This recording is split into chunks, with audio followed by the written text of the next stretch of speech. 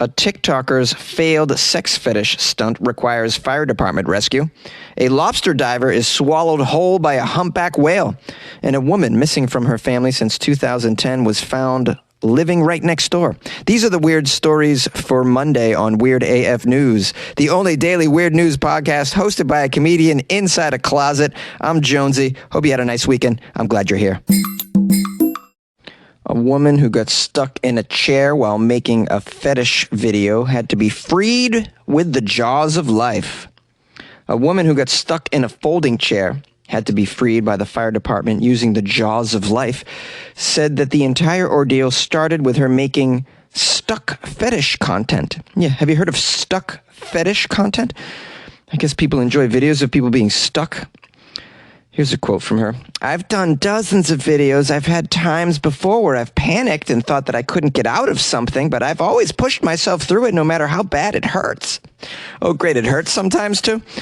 I've had to unscrew things before, but I've never actually been entirely stuck like that. It was just honestly really scary. I wasn't sure I was going to survive. Who is this moron? Joe, who lives in Ann Arbor, Michigan, made an appeal on TikTok for advice after getting trapped between a black folding chair. I got some advice for you, Joe. How about you don't stuck yourself in chairs while you're all alone at home? How about that?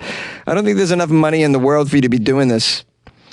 I generally pick areas that I'm pretty sure I can get out of. And I saw the chair and I was like, oh, I'm pretty sure I'll be able to get out of that. It's going to be a tight squeeze, but I'm positive I can get out of that chair. Oh, it's nice to know that you have a scientific approach, Joe. You're real brilliant. And what sort of people are being influenced by this? We have kids watching this and they're going to try and get stuck in chairs too. This stuck fetish, I don't understand it at all. I've been stuck in chairs before. I didn't realize I was into something. I had no idea. I've had my head stuck in a railing as a child. Is that a fetish? Wow, is everything a fetish? I need to know. Because maybe I'm engaged in things I'm not quite aware. Maybe I'm part of some community. I wasn't aware that I was a member. Joe says she was about 30 minutes into making the video when she realized she couldn't free herself. That's when I stopped recording. I kind of panicked and I went on TikTok Live. Whew. I love how you stopped recording and then you thought, I'll go on TikTok Live. Is that how you got help? The 27-year-old shared that she had been creating content for the fetish community for almost 10 years and had grown a following for her stuck clips in particular. Stuck clips? What is this stuff? Does this really get people excited? Oh, yeah, she's got her ankle in a bear trap. Oh. I don't understand it. She said her fans pay her $2 a minute? $2 a minute? This video's a half an hour. She's making lots of money being stuck in chairs. Oh, guys, I'm doing the wrong thing here, recording a podcast in a closet. This is just, I need to get stuck in some furniture. I just can't believe what people pay for. I'm telling people, please join my Patreon for $2 a month. This lady's making $2 a minute being a dumbass with her ankle caught in a folding chair. So she says fans pay $2 a minute to watch creators like herself. Creators should be in quotes. Place themselves in compromising positions and then get free. Yeah, it's like Harry Houdini, right?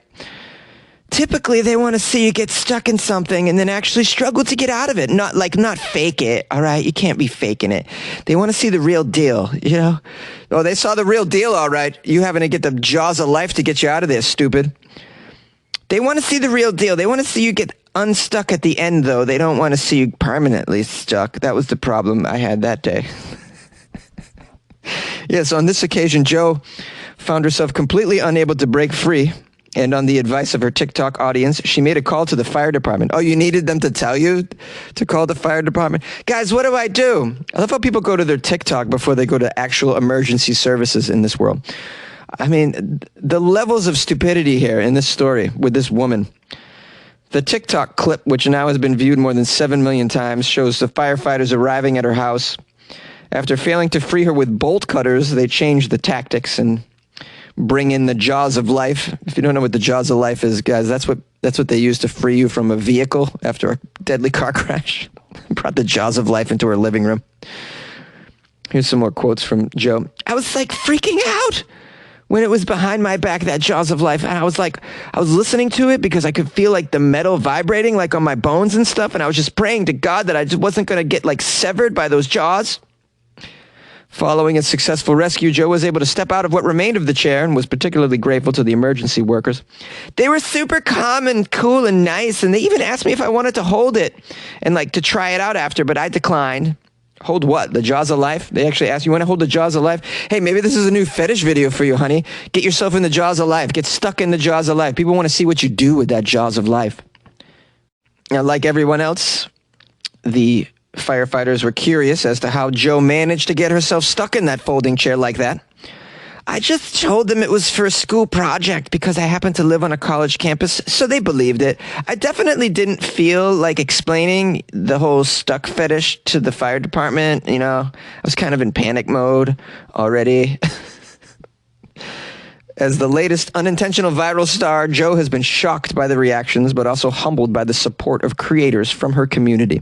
It really blows my mind. I've had so many people from the stuck fetish community reach out to me. The stuck fetish community? Are you guys okay or what? Stuck fetish community.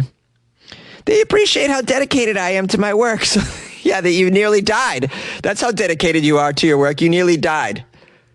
This is maybe rethink your life, maybe? And if you're into this stuck stuff, guys, just make sure someone's at home with you when you do this. Don't do it alone. What if this was Alaska where there's no people? You're going to be there for 4 days before someone actually hears you screaming in your folding chair, you dummy. A lobster diver was swallowed by a humpback whale off the coast of Massachusetts. Oh, and this gives me an opportunity to break out my Boston accent. Many of you sent me this article, by the way. Thank you. Provincetown. On Friday morning, a veteran lobster diver named Michael Packard entered the water for his second dive of the day. Licensed commercial lobster divers literally pluck lobsters off the sandy bottom of the sea. And as Packard, age 56, dove down Friday morning, he saw schools of stripers swimming by. Other ocean creatures.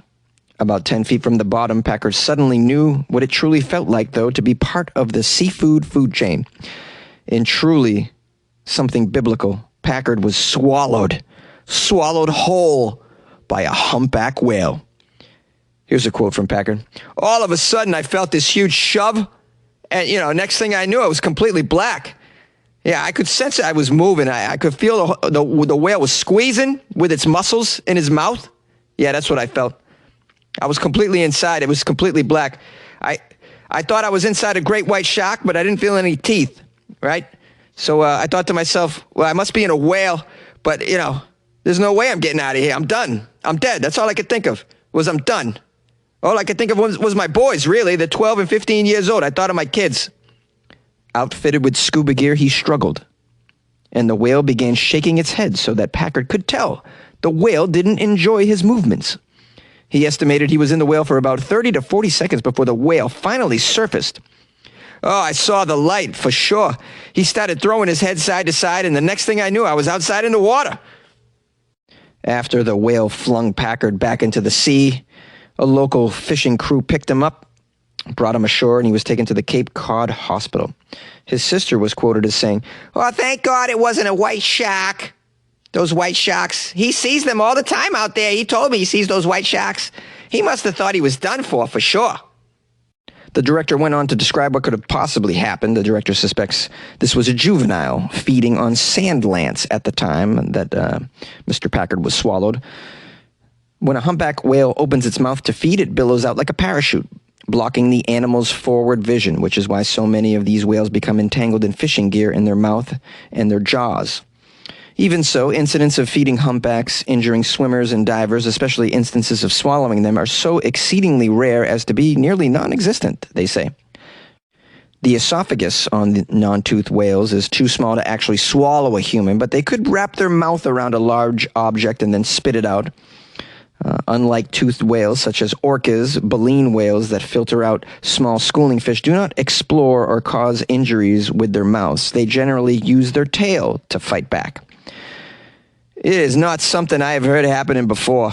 So many things would have had to happen to end up in the path of a feeding whale. I don't know how it happened to me, but I'm just lucky to be alive right now is really what's happening. I'm just hoping the Sox can continue this winning streak that they're on right now. And, I'm just very concerned about the Celtics offseason. The Celtics, they got rid of their coach. Brad Stevens moved up to the general manager position. I'm wondering what they're going to do for a coach this year. These are the things that I'm concerned about, not so much whales swallowing me. I care about my kids and I care about Boston sports, really, is what's going on here. Go Sox! Go Sox! You like podcasts? You're listening to my podcast. Maybe you thought to yourself, I'd like to make a podcast. Too difficult. No, not with Anchor. Anchor has free creation tools that allow you to record and edit your podcast from your phone or your computer. Anchor distributes your podcast to Apple, Spotify, Stitcher, and more. They have advertising integration, so you can even make a little money off your podcast. Everything you need to make a podcast in one place. Download the free Anchor app or go to anchor.fm to get started. And good luck with your podcast. Good luck with your creation. Good luck with your life, man. A woman missing from her family since 2010 has been found secretly living with her lover right next door. Yeah, right next door for 10 years. Couldn't find her. A strange series of events recently unraveled an 11-year-old mystery. A lady in India reported missing in 2010 was discovered to have been secretly living with her romantic companion right next door to her family's home for a decade. I don't know how you don't sniff this person. Right next door for a decade. She doesn't go get the newspaper out front. You don't catch a glimpse. Nothing. You don't speak to your neighbors ever. The woman referred to only as Sajitha disappeared from her village in the state of Kerala when she was 18 years old. Over a decade later, her family abandoned all hope that she might ever be found. Yes, I would have too. Would have never thought she was right next door. It says here, when the man she ran off with was recently reported missing by his own family, a domino effect of discoveries led back to Sajitha. Let's cut back to February 2010. Sajitha reportedly left her home and walked to the home of Alinchuvatal Raman's house, which is 500 meters away. That's the neighbor. There, she spent a decade living in a spare single room without the knowledge of Raman's other family members even, with whom he shared the home. She lives 10 years in a house and the family doesn't know she's in there? I don't buy any of this shit. According to his brother Bashir, Raman was intensely secretive about his spare room. You mean his prison? It sounds like she was a prisoner for 10 years. He reportedly kept it locked and refused entry to anyone but himself. And because of his alleged bad temper, Raman's parents didn't push the issue any further and instead allowed his odd behavior to continue. I don't believe that they didn't know that she was in their own home. I refuse to believe that. I don't care what this article says. You don't have someone in your house for a decade and you don't know about it. That's impossible. Eventually they're going to make noises. Eventually their body makes noises. You can't control your body's noises. How? Sometimes it says here that the man behaved like a mentally deranged person and would get violent when anyone tried to get inside his room. He would even take his food inside to eat. During the day, as everyone was at work, Raman and Sajitha would have the house to themselves. Yet no one stayed home for a day, sick, nothing. Meanwhile, police looked fervently for her at the time of her disappearance. She reportedly didn't even have a cell phone. Yeah, this is just out of control. And there was no reason for authorities to suspect that she might have been with the then 24-year-old Raman right next door. The couple's secrecy regarding their relationship stemmed from their different religious backgrounds. They reportedly feared the response they would receive if they were to take their relationship public. Oh, but she agreed to be a prisoner for 10 years? That was a better plan for her? She's like, we can't tell anybody. Oh, how do we solve this problem? Well, how do you feel like living in a dirt hole in my bedroom? I'll put boards on top of you. You can come out at night. Throughout the years, Sajitha occupied herself by watching a small television with headphones. Because the room was not equipped with a bathroom, she would go through the room's window at night to relieve herself. Come on, really? She would go through the window to pee herself and relieve herself at night? Even number 2, through a window? This is ridiculous. This family knew all about it. This is a prisoner situation and no one's admitting it. Clearly. I'm going to skip a bunch of details because I don't believe that this is entirely truthful. It says here the police brought the couple in front of a court where Raman explained that he hid Sajitha for all those years out of fear that his family would not accept her. However, there is still no answer as to why Sajitha chose to stay in the small room for so many years. Because she's a prisoner! Hello? No one would volunteer to do this for a decade. Like, she's being held against her will. Are you guys okay? I mean, come on. It doesn't take like a Magnum PI to figure this out. Did I just do a Magnum PI reference? Wow, Jonesy, are you okay? Thank you once again, my loyal listeners, for joining me for another episode of Weird AF News, the only daily weird news podcast. I appreciate it. Hope you had a nice weekend. I left you some stories on Friday that were from Florida. Most of them. There was one that wasn't. Just wondering if you guys had made a little guess on that. Just a fun little thing I thought I would try.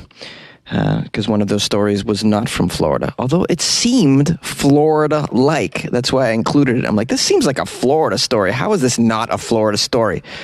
I want to give thanks to someone who left me a nice message on YouTube from far away.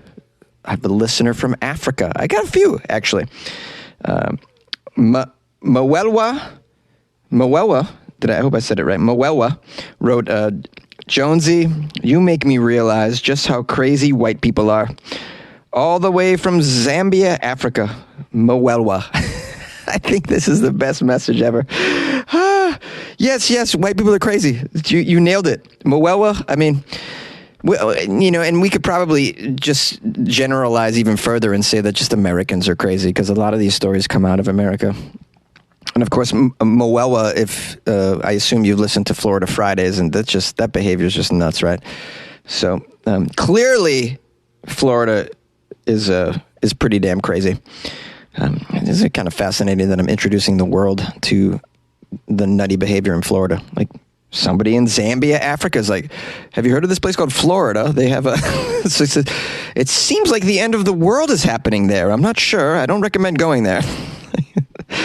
I'm so excited to have listeners in other parts of the world. Maybe I'll go to Africa someday. Moella, do you have a couch I could crash on? I want to see. I never thought I could ever go to Zambia, but why not? This podcast could open up a world of opportunities for me that I never foresaw. So thanks again, Moella, for listening and writing me that lovely comment. I just love to hear from people that are living far away from me. You guys can call the show or drop me a message by I have a phone number, 646-450-2012. I have an email address, funnyjones@gmail.com. And then you can follow me on the Instagram @funnyjones, which is that. You wanted to know my Twitter handle? Oh, it's @funnyjones as well. Pretty easy to remember. Thanks again. I hope I'm starting off your week on a nice, humorous note. And I guess we'll see you tomorrow. What else? No, that's it.